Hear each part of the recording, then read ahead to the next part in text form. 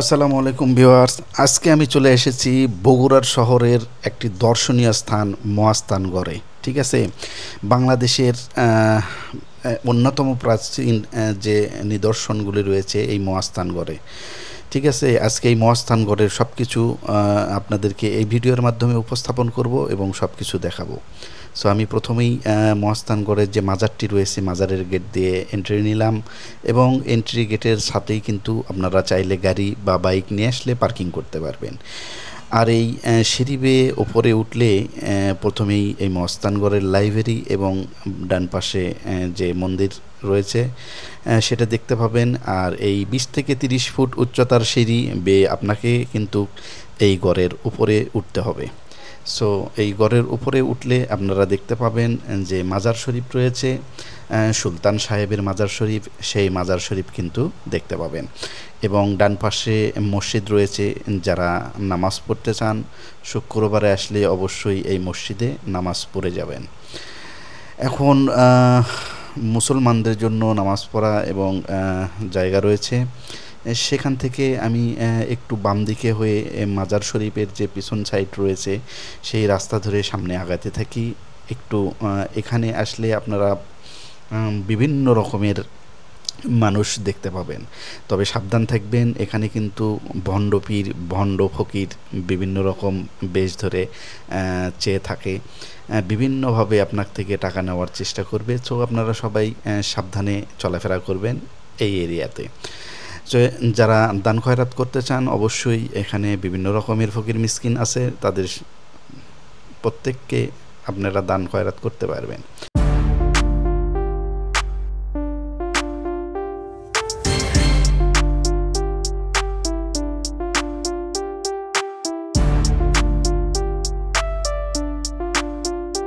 মহাস্থানগড় বগুড়া জেলা রাজশাহী বিভাগের মধ্যে পড়ে। যারা আপনারা আসতে চান তারা অবশ্যই এখানে আসবেন এবং এই স্থানটিকে অবশ্যই উপভোগ করবেন। সো দেখতে দেখতে আমি মসজিদের পাশ দিয়ে পুরো এরিয়াটি চক্র দিয়ে সরাসরি সামনে চলে এসেছি। এটা হচ্ছে আমাদের মাজার শরীফ এবং মসজিদ পাশাপাশি।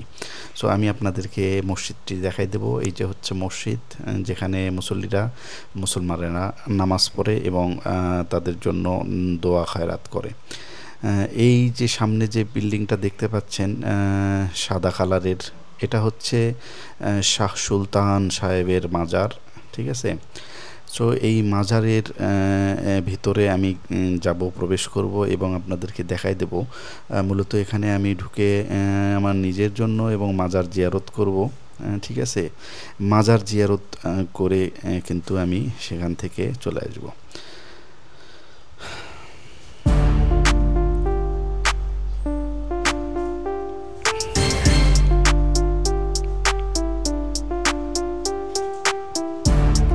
তো এই হচ্ছে মাজারের ভেতরের পরিস্থিতি। তো যদিও বা এখানে ভিডিও করা নিষেধ, তারপরেও কিন্তু আমি ভিডিও চালু রেখে কোনোভাবে ভিডিওটি করে ফেলেছি, নিষেধ যেহেতু।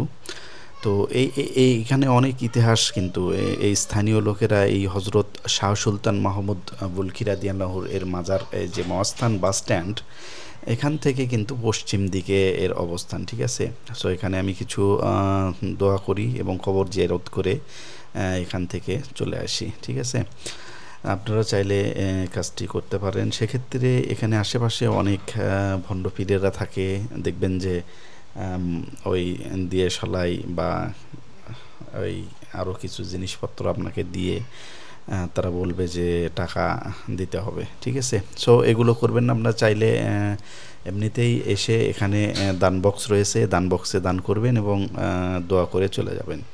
সো এই মুহূর্তে আমার সামনে যে বিল্ডিংটি দেখতে পাচ্ছেন, যে উচ্চতায় গড়ের উপরে, এটা হচ্ছে মসজিদ। এই মসজিদে অনেকেই দূর দূরান্ত থেকে এসে নামাজ পড়ে। সো ওখান থেকে আমি চলে আসি সরাসরি উত্তর সাইডে, এবং উত্তর সাইডে আসলে দেখতে পাবেন এখানে ভান্ডারখানা রয়েছে। ভান্ডারখানা আসলে মূলত এখান থেকে খাদ্য বিতরণ করা হয়, বিভিন্ন রকমের খাদ্য যারা এখানে দিয়ে থাকে।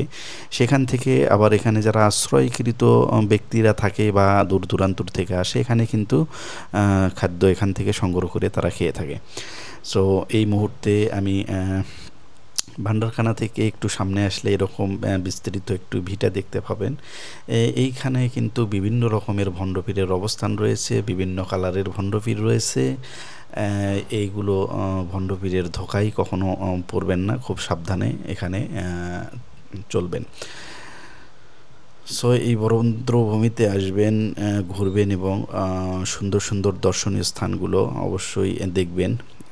আসলে ইতিহাস কি জিনিস আমরা হয়তোবা বইয়ে পড়েছি মহাস্থানগড় সম্পর্কে, সেই মহাস্থানগড় কিন্তু আপনারা চাইলে নিজের চোখে এই ঘুরে ঘুরে দেখতে পারবেন। সো প্রতিটি স্থান কিন্তু আমি আপনাদেরকে ঘুরে ঘুরে দেখাবো। সো এই মুহূর্তে আমি অবস্থান করছি যে গড় রয়েছে, গড়ের একদম পশ্চিম সাইডে। এখানে বিশাল বড় একটি মাঠ আছে, যেখানে বিভিন্ন জায়গা থেকে যে দর্শনার্থীরা আসে অর্থাৎ ভ্রমণে আসে, তারা কিন্তু এখানে গাড়ি, বাস, মাইক্রো যে যা নিয়ে আসুক এখানে কিন্তু রেখে তারা এই এরিয়াটিতে পিকনিক স্পট হিসেবে ব্যবহার করতে পারে।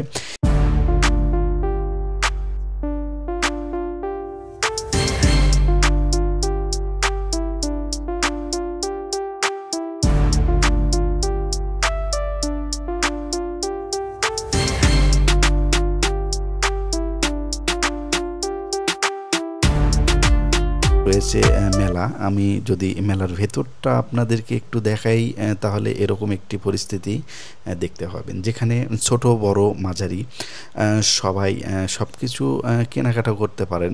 যে মহাস্থান বা বগুড়ার কিছু ঐতিহ্যবাহী জিনিসপত্র রয়েছে সেগুলো কিন্তু এখান থেকে আপনারা কিনতে পারবেন।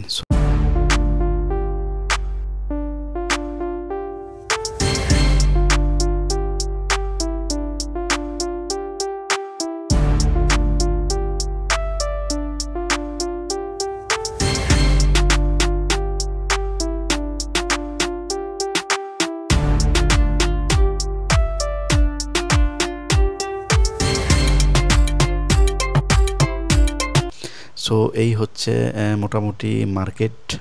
সো মার্কেট ঘুরে আমরা চলে আসি একদম আরেকটি পাথর ভিটাতে, যে ভিটাতে এই পাথর চারকোনা যে পাথরটা দেখতে পাচ্ছেন, এই পাথরে কিন্তু খোদার পাথর ভিটা নামে পরিচিত। এই পাথরের দুধ ঢেলে কিন্তু অনেকেই এই পূজা অর্চনা করে। সো এইটা সেই আমলের যে রাজা ছিলেন, ইনি বলিদানের কার্যে ব্যবহার করতেন সেই জায়গা।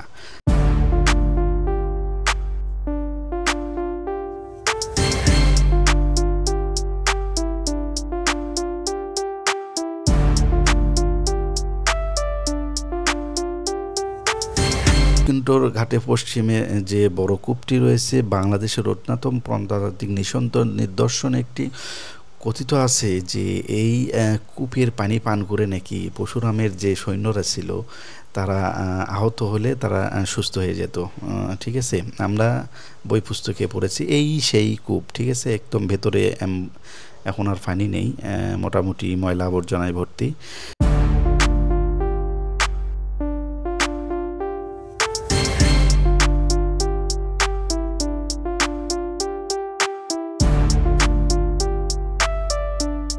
এই শিলা দেবীর ঘাটে। ঠিক আছে, সো এই শিলে দেবীর ঘাট হচ্ছে গড়ের একদম পূর্ব পাশে রয়েছে করতোয়া নদীর উপরে। ঠিক আছে, আমরা গল্প শুনেছি যে এই শিলে দেবীর ঘাটে যে শিলা দেবী ছিলেন উনি নাকি আসে এই নদীতে ঝাঁপ দিয়েছিলেন এবং এখান থেকে অদৃশ্য হয়ে গিয়েছিলেন, আর ফিরে আসেনি। এই সেই শিলে দেবীর ঘাট। ঠিক আছে, যে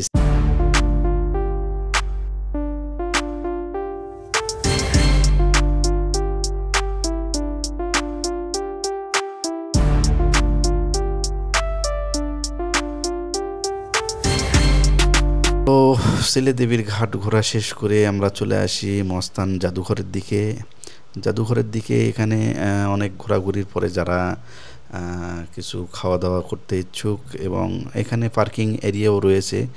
যারা ভিআইপি গেস্টরা আসেন চাইলে তারা এখানে দূর দূরান্ত আসলে পার্কিং করতে পারবেন, এবং এখান থেকে যে স্ন্যাক্স বা ফাস্টফুড আদার্স যে ড্রিঙ্কস এগুলো কিন্তু এখান থেকে করতে পারবেন।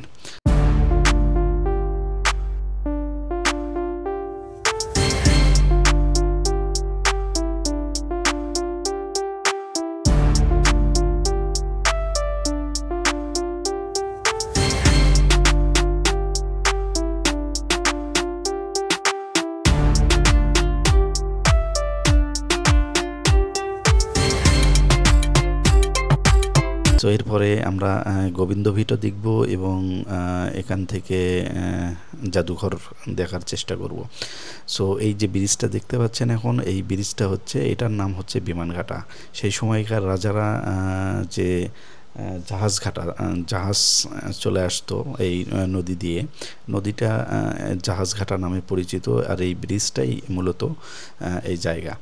আর এর ডান পাশে যে অংশটুকু দেখছেন, যে বিল্ডিংয়ের রয়েছে, আমি আপনাদেরকে দেখাই দিচ্ছি, একটু সামনে গেলে দেখতে পারবেন, ঠিক আছে? এই গোবিন্দ ভিটার পাশেই এটা। সো পরশুরামের প্রাসাদ, ঐতিহাসিক যে মহাস্থানগড়ের সীমানা প্রাচীর রয়েছে, সেই প্রাচীরটি আমি আপনাদেরকে এখন দেখানোর চেষ্টা করব। সো এখানে কোনো টিকিট ছিল না আগে, না এখন বর্তমানে কিন্তু এখানে 20 টাকা 30 টাকা পরিমাণের টিকিট তারা করে রেখেছে। তো এর উপরে আসলে তেমন কিছু নেই। আমরা জিয়তকুণ্ড দেখেছি, ওখান থেকে হালকা একটু উত্তর দিকে আসলে কিন্তু এই এরিয়াটা দেখতে পাবো। মোটামুটি 5 মিনিট হেঁটে আসলেই পারবেন।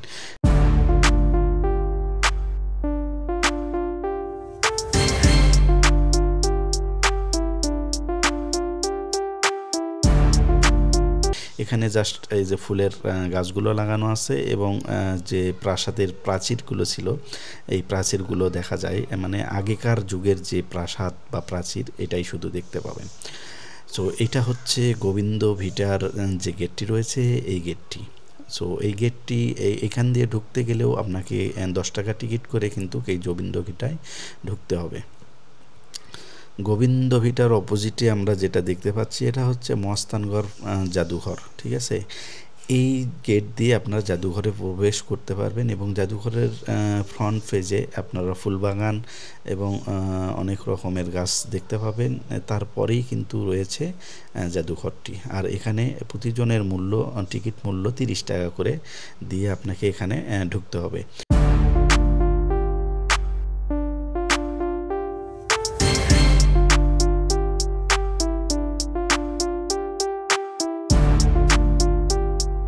দেখতে পারবেন।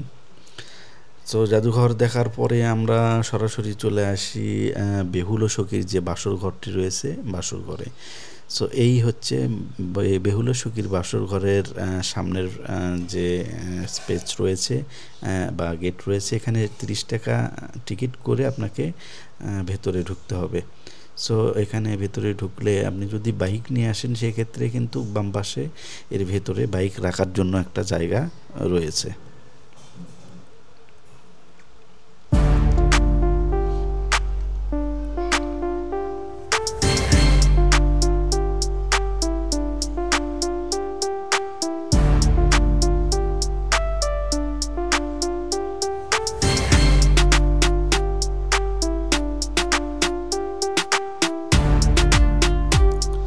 সো এই মুহূর্তে সামনে যে উঁচু অংশটুকু দেখতে পাচ্ছেন, এটা কিন্তু হচ্ছে বেহুলা সখীর বাসর ঘর নামে পরিচিত। আসলে মহাস্থানগড় বাস স্ট্যান্ড থেকে এটা 2 কিলোমিটার দক্ষিণ পশ্চিমে এই স্তম্ভটি রয়েছে।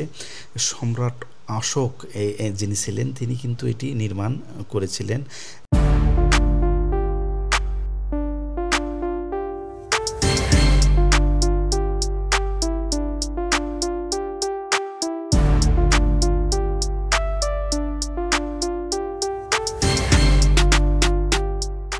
এটা বাসর ঘর নামে পরিচিত হয়ে গেছে, ঠিক আছে?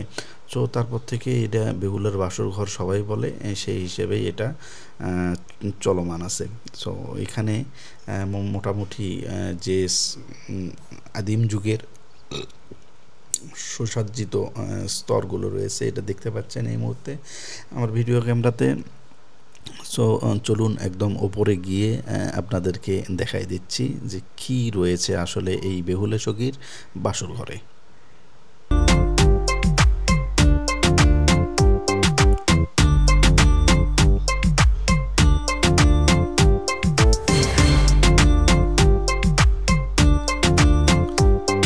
সম্রাট অশোক আসলে এটি নির্মাণ করেছিলেন বলে আমরা মনে করি বা লেখা আছে। তো এই যে বেহুল ও সখীর বাসর ঘরটি রয়েছে, এই যে আমরা যে চূড়ায় উঠেছি, মানে একদম উপরে, এটা কিন্তু মোটামুটি মাটি থেকে প্রায় মোটামুটি 45 ফুট উচ্চতা তার। আসলে এই বাসর ঘরটা কী জন্য তৈরি করেছে বা কেন তৈরি করছে,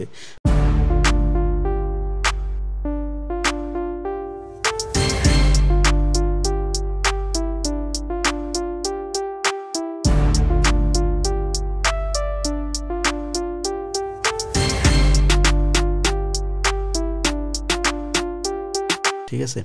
সো আসুন সেই গোসলের মতো যে চৌবাচ্চাটি ছিল এটা আপনাদেরকে দেখাই দিচ্ছি। সেটা কিন্তু ওপরে ছিল। বর্তমান যুগে কিন্তু বিভিন্ন বিল্ডিংয়ের ওপরে দেখবেন 100 তলা 200 তলার ওপরেও কিন্তু সুইমিং পুল থাকে। সো মূলত এই রকম একটি সুইমিং পুল এই বিল্ডিংয়ের ওপরে ছিল যেখানে গোসল করতো। আচ্ছা, এই হচ্ছে সেই চৌবাচ্চা। চৌবাচ্চা মানে চার কোণার সদৃশ্য একটি গোসলখানা। সো এখানে তিনি গোসল করতেন। জানি না আসলে কথাটা কতটুকু শুদ্ধ, বই পুস্তকে যতটুকু পাওয়া যায় জাস্ট আমি ওইটাই বললাম আর কি।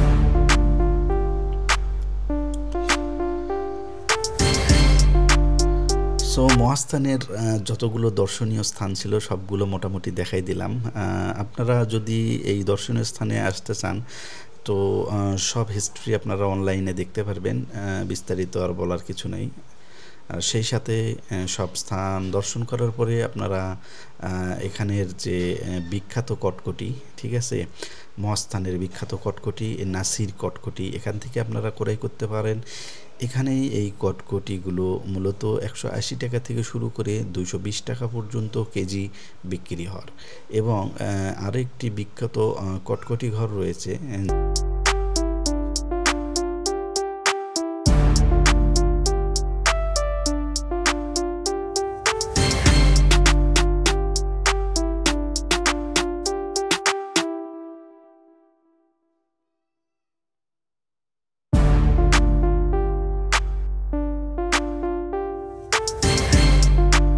আচ্ছা, দ্বিতীয় যে বিখ্যাত কটকটি ঘরের কথা আমি আপনাদেরকে বলবো, লাল মিয়া কটকটি ঘর। সো আপনারা চাইলে নাসির অথবা লাল মিয়ার কটকটি ঘর থেকে কটকটি কিনে নিতে পারেন। সো এদের কটকটিগুলো অনেক ভালো হয় এবং অনেক সুস্বাদু হয়, ঠিক আছে। প্রাইস তো বলেই দিছি, 160 থেকে শুরু, 220 250 পর্যন্ত বিক্রি হয়ে থাকে বর্তমান রেটে। সো সুপ্রিয় দর্শক মণ্ডলী, আজকে আর কথা বাড়াতে চাচ্ছি না। সবাইকে ধন্যবাদ জানিয়ে এখানেই ভিডিও শেষ করব। সেই সাথে আপনাদেরকে রিকোয়েস্ট করব, ভিডিওটি ভালো লাগলে অবশ্যই বন্ধুদের সঙ্গে শেয়ার করে দেবেন এবং সেই সাথে ভিডিওটি কমেন্ট লাইক করতে ভুলবেন না। দেখা হবে পরবর্তী কোনো ভিডিওতে। সে পর্যন্ত ভালো থাকবেন, সুস্থ থাকবেন। আল্লাহ হাফেজ।